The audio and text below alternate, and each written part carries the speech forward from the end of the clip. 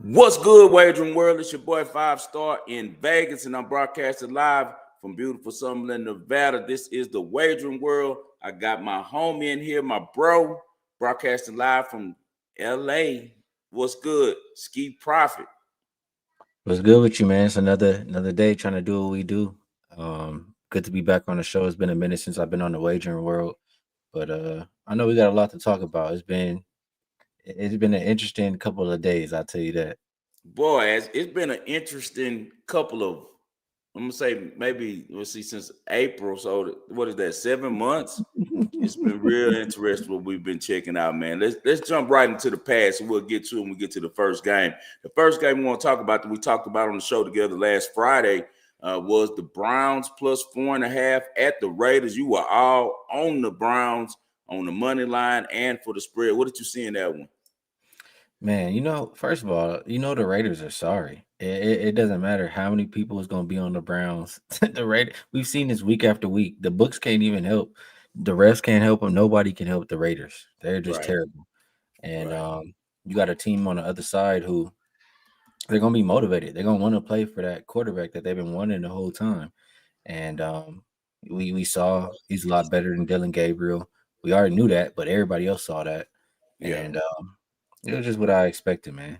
It was easy. One of those stimulus packages right there. Nice stimulus package. I just want to talk briefly since we're on that game. We already know we both cashed on it. It was an easy pick for us.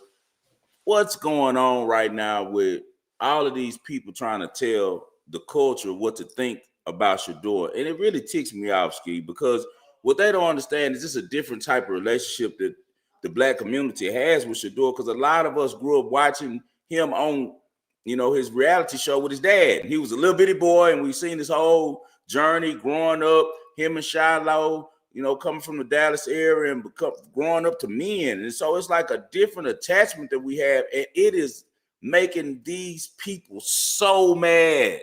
Like that's why I put obsessed. We're obsessed with winning bets. But for some reason, people outside of our culture skill are really obsessed with Shador Sanders and so upset with the way that black culture accepts him and the way that we like him and the way that we, root for him. What is that all about, in your opinion? Why shouldn't we? I mean, the stuff that we like with Shador do, they like it when Jackson Dart do it or somebody else do it. They just Woo! don't like it when Shador do it. So why shouldn't we like it and celebrate it? I'm so glad that you said that because that segues into the real issue that I have with this situation. Okay, so they're so upset with Josina Anderson for having Shador's back and kind of saying positive things about him. But then you look at Josh Allen, you look at your guy, Justin Herbert. Josh Allen was called by Colin Cowherd the greatest football player in history. This man has never won a Super Bowl. Since 2020, Josh Allen has the most turnovers in the NFL. But you cannot do any wrong, says the establishment, when it comes to him. Like, he's the perfect quarterback. He's the greatest quarterback. But he has 90 turnovers since 2020. Now, imagine if Mahomes or Lamar had 90 turnovers since 2020. They won't give Mahomes his props right now, and Mahomes is a three-time Super Bowl champion, has the highest QBR in the history of the NFL, yet still we're hearing them say Justin Herbert is the best quarterback in the AFC West. After the first game when they beat the Chiefs, every news outlet, sports news outlet that is, was saying, oh, Justin Herbert's the best quarterback in the AFC West. I'm like, wait a second. Mahomes has won 8 straight AFC West championships, and he has 3 Super Bowl rings. And you guys are trying to sell us that Justin Herbert is the best overall, the greatest. So it just really ticks me off that you got these media members that have their favorites, have these guys that they like to push, these guys that they try to make excuses for. And we see it over and over with Herbert and with Josh Allen. But now when you get someone like Josina Anderson who's saying some things that's, might be a little bit, over the edge, but it doesn't matter. She's a fan of Shador. She wants him to do well, just like you guys are. Joe Montana said that Justin Herbert was the best quarterback in the league after the first game. And again, I'm like, what the hell are you watching? Just because one game? But when the overreaction comes from the establishment, it's okay. But if it comes from, the culture, oh, it's a problem. What are y'all doing? This is a joke. What a joke. They're all on Kendrick Perkins because Kendrick Perkins said that Shador right now is the most powerful black man since Obama. Now, we know that he was, of course, doing some hyperbole, but I understand what he meant. He was on my boy Kiki's show. Shout out my homie Kiki out in Houston. What he was trying to say was that he has the most motion, which he does. It's hard to find anyone black who dislikes Shador and isn't rooting for him. So that's what he meant. I think he kind of has replaced LeBron as the most talked about athlete. Shador has been in the news cycle literally every day since the draft, Ski. Every day, if you turn on the news, the leading story is Shador Sanders. And it has a lot to do with the fact that the media wants to play both sides. They want to use him in order for clicks and to get some motion going, but then they want to tear him down when people try to say that he's going to be good or he's a good player.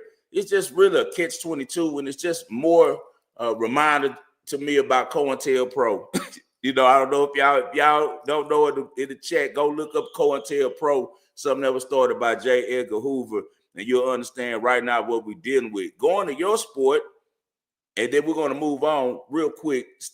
Today, Stan Van Gundy just said on a podcast, a very popular podcast that's like broadcast everywhere with one of the most popular NBA media guys, that Nikola Jokic is the best player in the history of the NBA. I haven't seen anybody retweet that saying, what are they absurd? What are they doing? Are they crazy? But if we say anything slightly like Shador's going to have a good career, he's a good quarterback, it becomes the biggest roast from all of these media guys who got so much hate in their heart. You talk about legendary, they got a legendary hate for Shador, bro, and it lets you know that you're doing something right. You still got guys who are writing articles saying that Arch Manning, after he's played how he played this season, should be the #1 draft pick. So if it's like this, if you want to show favoritism to guys you like, you can't get mad when other reporters who have the same, pen and have the same platform use their influence to talk about the guys they like and hype up the dudes that they like. So I just can't stand it. It's always like two different worlds that we live in, Ski. It's like anytime that our cultures get something that we embrace and we like, here they come trying to tear it down, trying to tell us why we're wrong. You don't see me and you trying to tell them, Ski, on Twitter, hey, man, Elvis Presley music sucks. It does. I hate it. I've never heard a song by Elvis that I like. But the white culture loves Elvis. I hate the Beatles. Their music sucks too. But every time that they talk about the Beatles, Rolling Stones, it's the greatest band ever. You don't see any black people retweeting that and saying, man, nah, Mick Jagger sucks. Or, nah, man, you know what? Paul McCartney couldn't sing. No one's saying that. We let you guys do whatever you want as far as in your culture and who you like to lift up, who you like to praise, what do you think is good. Let black people have some fun sometimes. Like let us have a guy that we like to appreciate and that we root for sometimes, without having to jump your ass all in our mix and always try to tell us about a culture you don't understand, don't care to understand, and never lived. I ain't got nothing else to put on top of that. I appreciate it. Let's keep it moving, man. Let's go to the Chiefs -3 versus the Colts. We both had the Chiefs. We pushed on that one. What did you see in that one, Ski? Man, I didn't get to watch that entire game, but the Chiefs, man, Mahomes he just be playing around too much, bro. The pick to start the game just pissed me off. I don't know.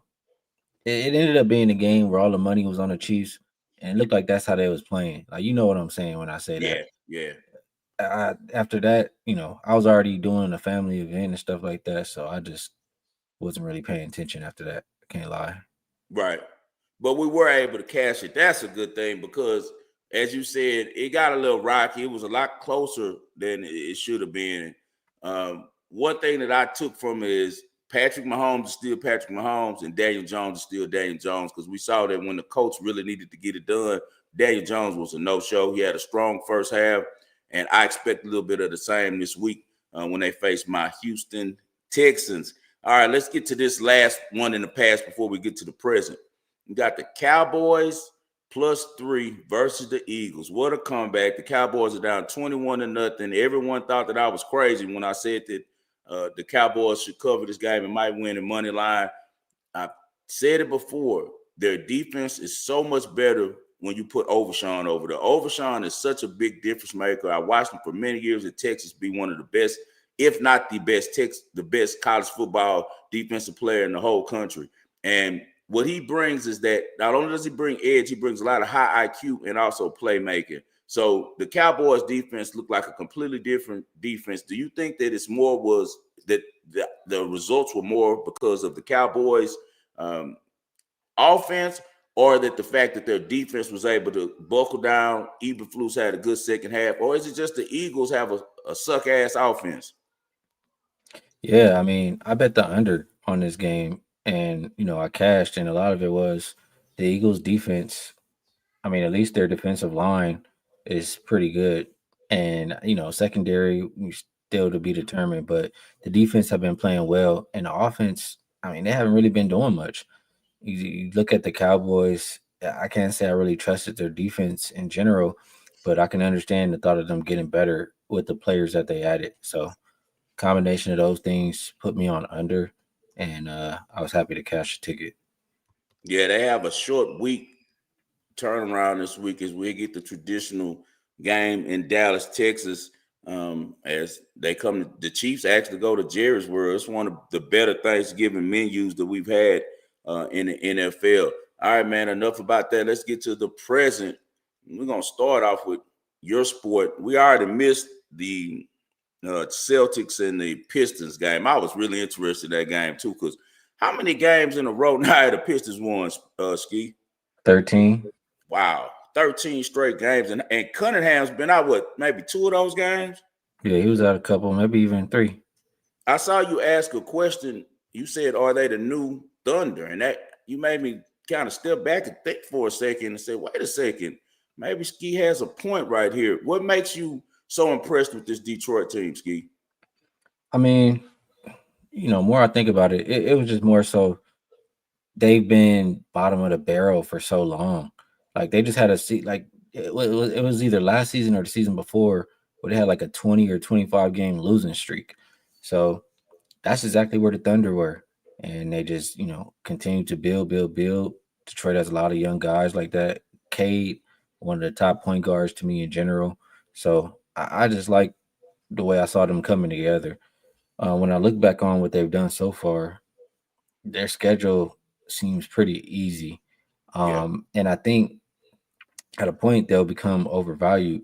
So in saying that, they've had some high point spreads. They've been -9, -10. They've been up there. And now they're on a 13 game win streak, and this game was -2.5. Yeah, that stood out to me, definitely. Did you play a side on that game? I Yeah, missed it early. I was with the kids, man. I played Celtics +3.5. Yeah, that's what I was leaning to. I was definitely leaning. It's down to 2.5 when it went off. You got the score right now? What's going on that one? It's 35-34. Okay, so it's a close one right now. Yeah, I Mm-hmm. think that especially this time of the year, holiday game, the Celtics, I know they're missing Jason Tatum, but Jaylen Brown's been playing pretty good. And this should be a game where they want to kind of show the Pistons, like put them back in their place. And it's also a game where you got to think that the Pistons are looking to kind of show them that we're the real deal and we're going to run the East this year. Great job over there by JB Bickerstaff. I've criticized him a lot, but what he does do is he does a really great job of giving young teams confidence and also teaching them to play hard, man. So shout out to him. All right, let's get to another NBA game. We got my Rockets going to San Francisco tonight to face the Warriors. No KD. Mighty fun out of KD missed the game. The Phoenix and the Golden State. The NBA schedule sets it up perfect for him where he could duck both games back to back, for the week, and just say he's, as a veteran, taking off for Thanksgiving. Somebody said he was having a baby. I don't know about that, but the Rockets still have looked good even without KD. It's a really solid lineup, man. Probably the best young team in the whole NBA right there with OKC. We can't take it away from OKC because they're still young and they have a title, but the Rockets are right there at their heels, man. Did you have a play for tonight's game? And give me a breakdown of what you think about what happened tonight out in California. First of, I mean, how many games has Kevin Durant been out? It ain't been that many. I No, mean, just two. But it's been Phoenix that he used to play at and Golden State. Two crowds he really didn't want to go to, I don't think, and play at. you know what? I can't put too much into Houston beating Phoenix. One, I think Phoenix is a little bit overrated right now, and they're dealing with some injuries too. And we see this all the time where teams step up with their star player out for a game. It doesn't necessarily mean that it's going to continue to happen over and over and over again. Mm-hmm. So I'm not a strong believer in this squad without Kevin Durant, especially they already had the point guard problems. So I think it will catch up to him. Can it catch up to him tonight versus the Warriors at home? Absolutely. If I'm playing this one, I would agree with the market and taking the Warriors. Okay. And I'm very contrarian on this game. I played the Rockets first quarter, first half, mostly every game. But this game, I'll take a different approach and play the full game. I do like the Rockets on this one. I think the Rockets are going to win this game. I just think that they're a much better team right now than the Warriors are. And I think that they win with their offensive efficiency. Even when KD's not there, Segun has become such a good player that you can make him the first option. He's really the first option when KD's there. KD plays off of Segun if you watch the Rockets every night. But the main thing why I think the Rockets are going to be fired up is because the Rockets are a very competitive team, and that comes from their coach, Ime Udoka, who's passed that down to them and kind of put that in them. And I think that they're going to be really, really focused on trying to win this game because of what happened last year in the playoffs. I think with the Warriors knocking them out the playoffs, and that was this squad. KD wasn't a part of that squad.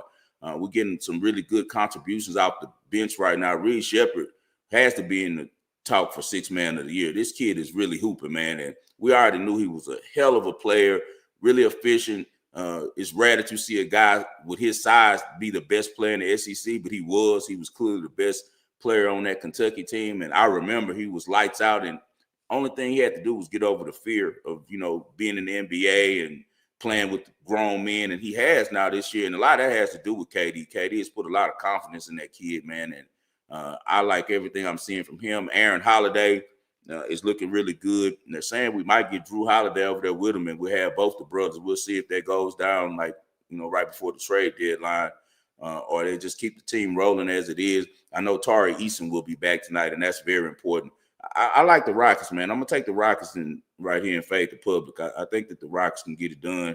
I think that the number kind of shows you. The line looks really funny with it being under 3 points with no KD. So I'll shoot with the Rockets on this one. All right, Yeah, man. I just damn, I forgot what I was gonna say right there. Actually, I don't know. Whatever. But yeah, you want to talk some football? You know I want to talk a little football, I man. know you ready for some football. You love this football. It could be a whole 50 basketball games on. You want to talk some football? But college basketball has been my love too, and I've been on it, bro. The whole last week I've been locked in. That's literally all me and the group been playing, and we've been smacking on it too, man. And I know you've been doing well too on it with the college basketball. I think the last 10, I want to say we're 9-1. Only loss that we had today. I don't know why I took Iowa State first half, but we doubled back and ended up getting them for the second half. But they should have covered against Syracuse and they started playing with their food. But it's a lot of good college basketball action. Actually, when I get to the ball and parlay, I'll give out some. But I'll let you narrate now, man. Let's get to the NFL. Yeah, we got a few Thanksgiving games, and the first one is probably the most interesting to me, or the one that I don't know. I feel kind of strong about Green Bay and Detroit. It opened 2.5. We see a lot of threes out there. Um, I'm gonna say it like this. First of all, to start off, we, I can't help but get this out of my mind. Uh-huh. We saw JJ McCarthy go into Detroit and beat the Lions. We saw JJ McCarthy go and play the Packers and couldn't do an absolute damn thing. Like he couldn't do anything. Right. So I think that just represents how bad the Lions defense is and how good the Packers defense is. Now with that said, I think I know the Lions play better at home, but Goff, he been struggling or not looking like Goff of last year or the previous 2 years or whatever you want to call it. I think a lot of it is because his offensive line ain't been as healthy. And, that could be a lot of quarterbacks. If they don't have that protection, they're Right. not going to look as great. I just don't have a whole lot of trust in anything I see from Detroit right now. I don't love Green Bay's offense as far as missing Tucker Craft, missing Jacobs, but I trust their defense more than anything. So I'm thinking about Green Bay in this game or under. Okay. I can see both sides with that. This one is a really tight one, as you see by the spread. The spread is yelling for me, like as you said, Packers, but then you look at the Packers. Do I want to trust those receivers? Do I want to trust, Jordan Love to be the guy that does everything in this one? Because you know that their star running back is out in Jacob. So this one for me, I think I'll be playing a prop on it and probably jumping in late. Like I'll be looking for some props on this one. I think that it's going to be some points scored at least by the Lions. The Packers should score something, but like I say, now you got no Tucker Craft. Their best two players on the offensive side of the ball just aren't there. And we talked about before, I'm not high on Christian Watson, man. He has all the speed, all the size, but this guy has terrible ball awareness. He can't get to the ball. He just has a horrible catch radius. So I would lean the Lions if I was going to play any side on this game. But the play for me on this one be, the Lions running back getting into the end zone. Like, we know that. Like, I don't know what the number is. Let me see what the number is on him to score right now. I didn't pull it up. I was doing so much stuff. I apologize, guys, that I don't have it already. It should be probably minus 160 because he scores every game. Yeah, it's at minus 180, but I still like it. I like Jahmyr Gibbs to score, man, at minus 180. I think that he gets into the end zone for sure. And I'd probably play Amon Ross St. Brown also get in the end zone at plus 105. It's a Thanksgiving game. I'm sure he's going to have a celebration, so they're going to try to run something. But they are struggling, and a lot is starting to, as the season continues, you start seeing things kind of unfold, and your initial view of things kind of has to switch. And one of the things that I was saying early in the year was like, man, Ben Johnson, they don't miss him. They're going to be okay. This is Dan Campbell's offense. He was giving it to Ben Johnson. But as we see the year go, Chicago's looking like a really good team under Ben Johnson and pulling out a lot of these victories, and the Lions have definitely stepped back some. I don't understand why the Lions won't lean on their running game more. Like, Dan Campbell, you're a tight end. I know you like to throw the ball. That's what you like, the trick plays and all that. But you have a very, very good offensive line, starting with Penei Sewell, who's probably the best tackle in all of football. Run the ball to those two great running backs, and you guys will win a lot of games. They need to cut down Jared Goff's pass attempts to 20 to 23, 25 a game, man. He's throwing the ball too much. And we know that if they can't block up any type, if it's not a clean pocket, Jared Goff is going to always have issues, man. So I would play, as I said on this one, I'm leaning towards touchdowns, and I go with Jahmyr Gibbs. He said Jacobs in. Okay, that's a bet. So Jacobs is in. I didn't know that. I thought he was out for a couple of weeks, man. Thanks for that information. That's why I love this community, because they're going to always keep us laced up. If Jacobs is playing in, I'm with you.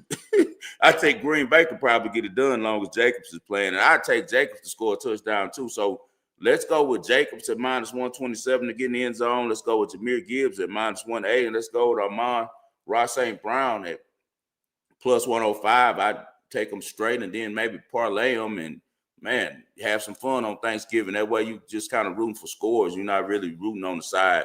But I'm with Ski now that I found out Jacobs is in, because Jacobs changes everything on that offense because they can control time of possession. And that's one of the main strengths when you look at a LaFleur team, is controlling the ball, man. So if they can keep the ball away from the Lions, we know that the Lions defense is not going to hold up. But the Packers defense can if they allow them to rest on the sidelines and get ready and get ahead of the down. So, yeah, we both lean the Packers on this one, but my play on this one for sure. Is that official play for you on the Packers, Ski? I haven't bet it yet. I'm making my NFL bets tonight or in the morning. Okay, so Ski tweeted out. Y'all follow Ski if you have. Most of you in my community already do, but if you don't follow him at Ski Profit, I'm sorry how to box up. I tried to change it so you can see his at special guest is covered, but this isn't a special guest. This is family. He's part of the show forever, man. So at Ski Profit, SKEE Profit. You guys go follow my guy right now if you already aren't. All right, let's get to the next Thanksgiving game, Ski. Yeah, we have a good old Patty Mahomes versus a Dak once again. This is third game in 10 days for the Cowboys, I believe. Still a short week for the Chiefs.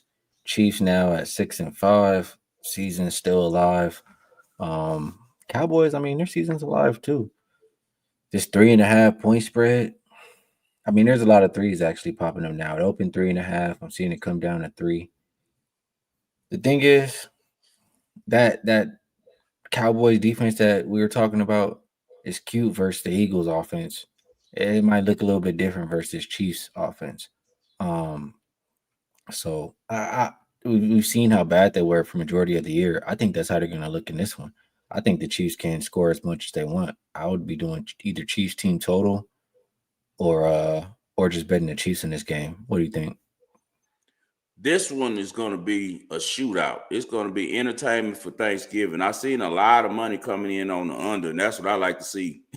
I'm on the over. So is my guy right here, Jonathan. We appreciate you for rocking with the wagering world. I know that 52.5 is a lot of points, but I think that they're going to make this a fun evening game for America, where all of America can enjoy a shootout. We don't get a lot of them anymore in the NFL. It's a lot of low scoring games, man. Maybe like 3 weeks ago, it was a lot of overs, but for the most part, the NFL has always been, I'd say the totals usually average. I'm just guessing off my head, but I'm gonna say 44 to 45 is the total of most games in the NFL. This was inside Jerry's world, fast surface, 2 really good quarterbacks, a hot offense over there with the Cowboys, and then you got a desperate Chiefs team. So as you said, I think that the Chiefs can score when they want to. What kind of right, and another thing, Rashee Rice. I'm going to play him for sure to score a touchdown because Rashee Rice is from the Dallas area, and Andy Reid does a really good job at things like that and like getting his guys who he knows it's an important game to get in the ball. So I'm going to play Rashee Rice to score a touchdown in this one at -125, and also. I'm playing the over, man. I want to take the Chiefs, but this looks like a 41-38 game to me, Ski. Like they win by a field goal at the end or something like that. So, because I don't see the Chiefs are a really good defense, but unless they're dominating and getting a lot of sacks, outside McDuffie's good, but I don't care who is trying to hold CeeDee Lamb and George Pickens. No one can stop that offense for the Cowboys right now except themselves. They're humming, man. And I like Schottenheimer. Another angle for him, Schottenheimer's playing his dad's old team. He grew up in Kansas City. Marty Schottenheimer was the coach. So it's a lot of nice angles on here to look toward the over for me. And so even though it's high, the highest one on the board for the week, man, I think the 52.5 can get it done. Sheem Lindsay, shout out Sheem. He's always in here rocking with the wagering world. He said the Chiefs defense has not looked the same. He says Ragnar is coming back for the Lions just on the previous game we're talking. That is very important because Ragnar is a hell of a center for Detroit.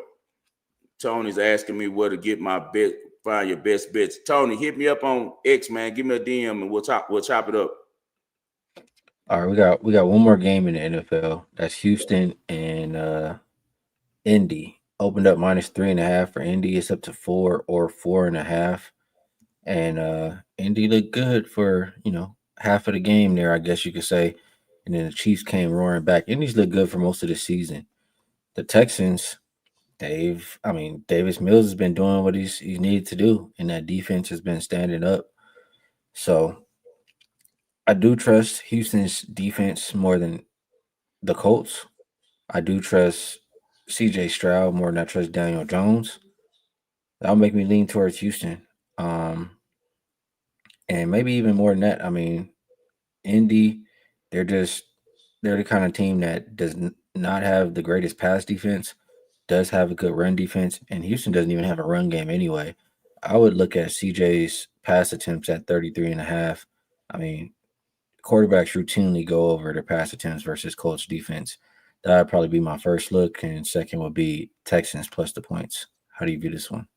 Have they cleared CJ for sure yet? I remember he practiced on Wednesday, No, they're just saying he's practicing. yeah, because they asked to get one more full practice in. If anyone from the Houston area, I know a lot of my guys follow me on ESPN 97.5 or amongst the community. If you guys have any info from the local radio station in Houston on if they've cleared him yet, because everywhere that I look, they're saying that they haven't cleared him all the way yet, but it's definitely leaning towards him being able to play, but nothing official yet. I know that since we've had this matchup going on between these two coaches and what's his name, Shane Steichen versus D'Amico. D'Amico has pretty much owned the matchup. He's in their matchups 3-1 against Steichen since he's been coaching the Colts. The Texans have been really good against the Colts. This is a really important game for both teams to try to show who's going to, run this division, not only just now, but probably for the near future too, as both teams are fairly young. Even Daniel Jones, he's been in the league a while, but he's still in his prime. He hasn't reached 30 yet, man. So this is a big game, just period, regardless of just this week. It's just going to have a lot of influence on the outcome and on which way these teams go in the future, man. I know that everyone loves the Colts offense and things like that, but I think that the strongest unit in this game will be the Texas defense. And we've seen a million times before, Daniel Jones, Sam Darnold, it's all the same with these quarterbacks. I mean, even Brady, Mahomes, the Super Bowls he lost was pressure. Pressure will destroy a good quarterback. They'll make him look like a completely different guy. And I don't think that Daniel Jones is a good quarterback. I think that he's a decent quarterback playing in a really good system, and Shane Steichen is coaching his ass off, putting them in really good positions to win. The Texans are going to have to shut down Jonathan Taylor. They're going to have to keep the Colts behind the chains. As you saw last week when they were moving the ball on the Chiefs with Jonathan Taylor, it set up so much play action for the Colts, and they were able to get up early. But overall, this is a real important game for C.J. Stroud, man. You got some idiots in Houston who are saying, well, maybe Davis Mills needs to be the quarterback. We're not going to pay attention to the fact that he didn't do jack in the second half last week, but hey, he's winning. That's all that matters. He won 3-0, but you're not going to convince me that CJ doesn't win those same games. We'll see. One thing that I did like about Davis Mills, a quarterback, he forces the ball to Nico Collins, and that's something CJ doesn't do. CJ came up with Ryan Day at Ohio State with a lot of studs outside, so he's going to throw to the open man. He's going to have to do a better job of kind of force feed Nico. That's something Davis Mills has done, and it opens up everything. Jaden Higgins is on the verge of being a star. He's like a baby Nico.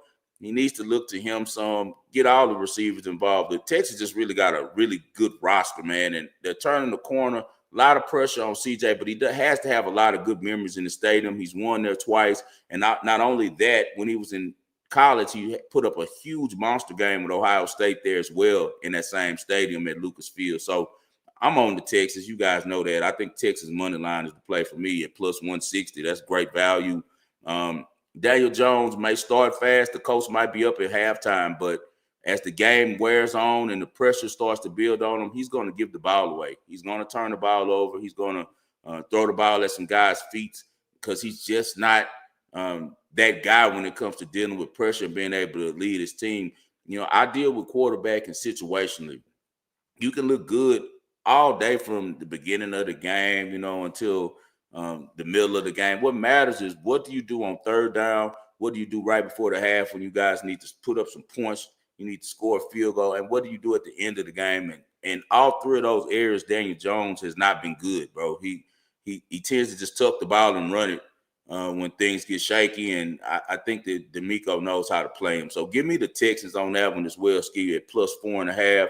And I also will take the Texans money line. All right, I love some college football, Ski. We got a big one coming up.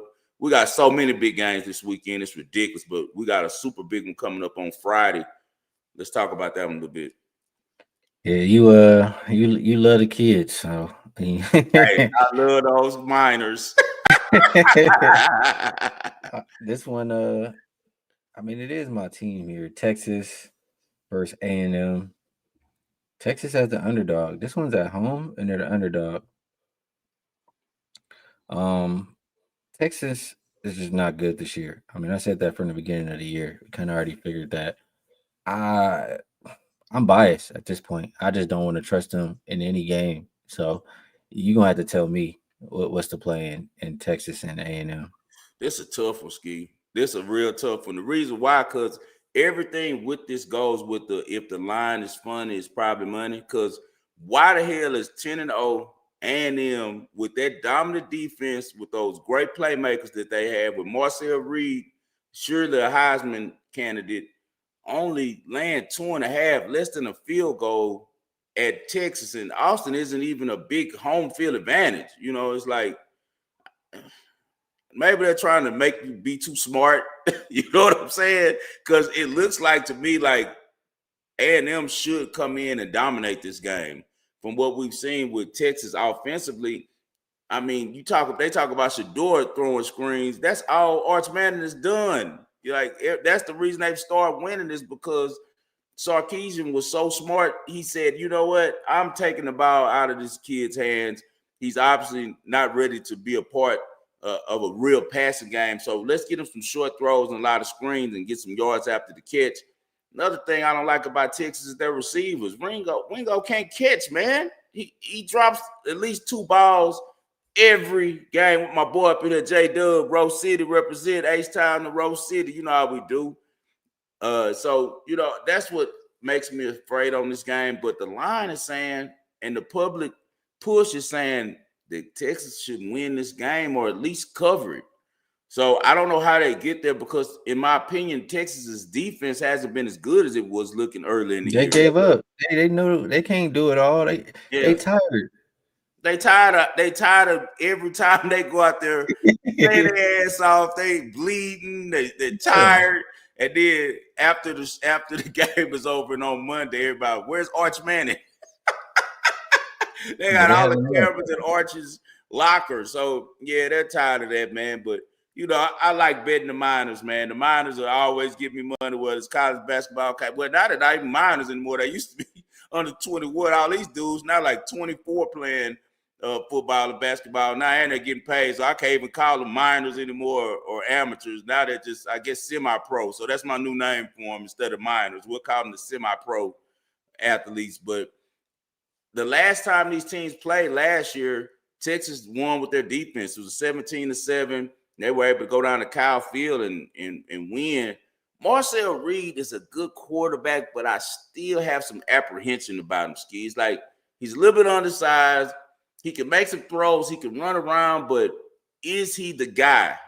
We know that Texas is going to be really hyped for this game because the only way they can get into the playoffs is by winning this game. So anything, it's probably an under game, honestly. You know, it's probably under 51.5. We got an NFL line on this one because how many college football games do you see this low? Every now and then we'll get ones in the 40s, but most college football games are usually 55.5 or above. So this one is saying it's going to be an under game for me, man. So much as I hate betting unders, my advice to the community would be to bet under on this game in a slugfest. 2 defenses that are much better than the offenses that they are playing. Well, I'm not going to say it's much better than A&M because A&M runs the ball, but I don't see anyone lining up just running the ball down Texas's throat. So tough one, real tough one right here, man. It's either stay away from me or play the under. Now we got the big game. Yeah, this one, Ohio State. I mean, I haven't watched them all year, but I know their defense is elite. And from what I've seen from their quarterback, I think he's pretty good. I like him. Michigan, yeah, I'm kind of lost on Michigan. But when I think about Ohio State and I see this line dropping from 11 down to 10 and the total not moving, I don't know. Maybe I should just be trusting the defense more than just the offense to help cover the game. I would think under. What do you think? On this one, man, we just talked about the line, 43.5. That's one of the lowest lines you're going to see in college football, man. I'd probably lean over just to be contrary. And that's too low, man, in college football. It's too easy. It's too wide of hash marks and too easy to catch mismatches on the outside for me to say, I'm going to go under 43.5. That's ridiculously low for a college football game. I lean Michigan on this one. I'm probably going to play Michigan because Teron Moore has never lost to Ohio State. In fact, Ryan Day has lost 4 straight games to Michigan. I'm sure in the first half they're going to come out all hype and ready to prove that they're the team that everyone in the country knows. They have some excellent players with Jeremiah Smith outside is going to be a number 1 pick. I'd love for Caleb Downs to be a Houston Texan. I know it's not happening, but boy, I would love to see DeMeco Ryans with that type of talent back there at safety playing beside Bullock. He's just a difference maker, different type of dude, man. But Michigan is not bad enough to be getting 10 points at home, bro. And especially with Sharon Moore's ability to scheme up for Ohio State. He always has a good offensive scheme for them that gives them some issues. This isn't the first great Ohio State defense since they faced each other. Ohio State has been dominant this year. I always talk about good teams win, great teams cover. Special teams can win when the whole public is betting with them and they still cover. And Ohio State has done it over and over. They're 10-0 straight up, but they're 8-1-1 against the spread, which is really impressive. But, man, when it comes to Michigan, I think the Michigan just gets up in a different type of way from them. I think Bryce Underwood is going to use his feet and frustrate Ohio State a little bit. The freshman quarterback is a really good athlete. He might not be developing at the pace that people want him to because everyone wanted him to be a Heisman Trophy candidate this year as a freshman, but he's definitely going to be a guy that plays on Sundays, man. He has the arm talent. He has the strength. That's what I really like about Bryce Underwood. He's a strong cat, man, and really a lot of speed. I think he's going to make enough plays against Ohio State to keep them in the game. So give me Michigan plus 10.5 on this one, man. I just can't lay that type of points in a rivalry at home. I got to be a huckleberry on this one. All right, that's all the games we got for today. So time for the ball and parlay. Ski, I'm gonna let you go first. What was your favorite play for today?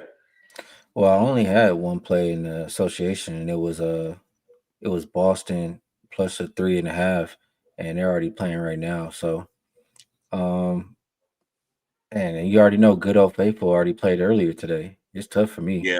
Yeah, we took that Houston first. Hey, I knew that when we covered the game, it was like 11% of the money on Notre Dame for the game. That's why I jumped all over the first half, especially them coming up off that ridiculous loss to Tennessee. Houston was not supposed to lose that game, but they're trying to jail right now, man. The Cougs trying to jail. Ski, I know you see like this more talent than last year, but they're not a better team than they were last year, you know? I don't know. It's still early. At this time last year, the Cougs were 4-3. They were not looking good. They didn't start to look good until maybe December, January when Uzan started to turn around. So, like, it is a lot of young players. December and January, they could be looking like a lot better team than last year. I think that Kingston Flemings, we haven't had a player like that at Houston. Yeah, he can go. He can go, bro. Yeah, I'm excited for. They had a player like that, just not in our lifetime. Not since we've been watching. That was my dad's time. Rest in peace, my pops. He loved Five Slammer Jam. You can't forget about Clyde Drexler. And it's a guy I know. All of Mishaw's family, they from Third Ward. When you get a chance, look up some Five Slammer Jam highlights. You'll see a guy named Mishaw who played left-handed guy that played on the wing that was crazy good, bro. So they've had some players like him. It's just not in a while, not in this new generation since Kevin Sampson took over. He's building up a great program. They got the number 1 player coming in next year as well, too. Sinek is my guy. I think Sinek is They need to get him more involved. He just don't be like. It's their system. They need to get him more involved, bro. But what's crazy about it is, what's our boy name last year who used to drive us crazy, missing turnaround left-handed hooks? Oh, Jawan Roberts. Jawan Roberts got so many looks on the post, but Sinek is a stretch 4, so he's kind of using them like the kid from Indiana who used to play for us. I can't remember none of these dudes' names, but I just know their games when I see them. But they're using them like him. He likes to shoot the 3. Even though Sinek is 6'11", he likes to shoot the 3, and he got a great touch from out there. But I think he's a lottery pick, bro. He's really good. Flemings, I hope he doesn't come out just because he's smart. I want him to have a year where it's all about him. You know, like I want him after Uzon's gone. I want him to come back next year so he could really be his show and he could be first team Good all luck the with way. that, bro. Nah, He ain't he coming out back, there. huh? He out of there. Yeah, he out of there. I think so too. He could ball, man. He can go. That kid has a really sweet shot, really great pace for the game, man. Well, we're gonna I'll stay. say this. I'll do this for mine. I'm just gonna eyeball it. All right. All right. St. John's open -6. Mm-hmm. Everybody's betting St. John's, and the line is down to 4.5.